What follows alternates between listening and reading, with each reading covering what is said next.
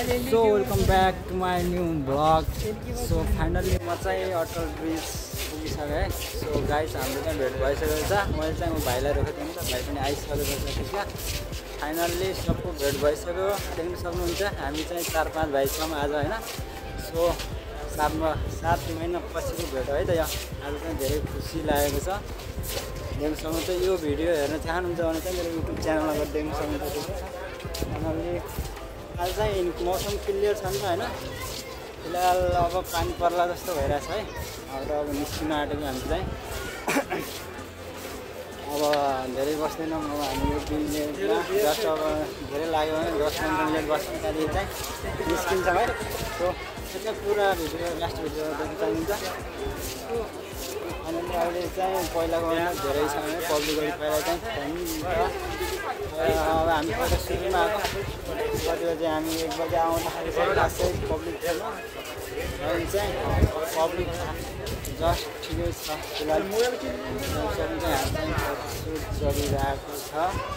फिलहाल यहाँ चाहिँ फोटोसुट खिच्न लागि तपाईँ पनि अटल ब्रिज.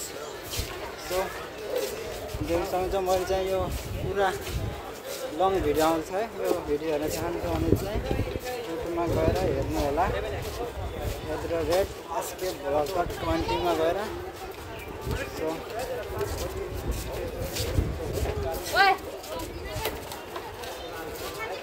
अब मौसम क्लियर छ नि त हैन. त्यही भएर अहिलेसम्म आउँदैछन् अहिले पनि है. खासै अब पब्लिकहरू आउँदैछन् है. तपाईहरु पनि आएर घुमेर जानु होला. राम्रो छ. आज टिकट पनि हल्का बढेको रहेछ है. पहिला चाहिँ खासै टिकट 30 रुपैयाँ थियो. हामी म पहिलोचोटि आउँदाखेरि अहिले चाहिँ 50 पुगिसकेको रहेछ.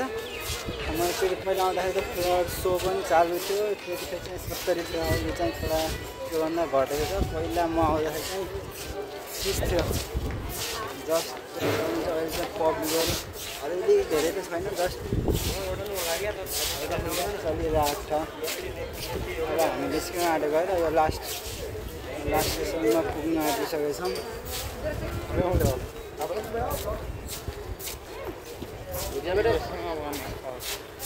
Oh my god!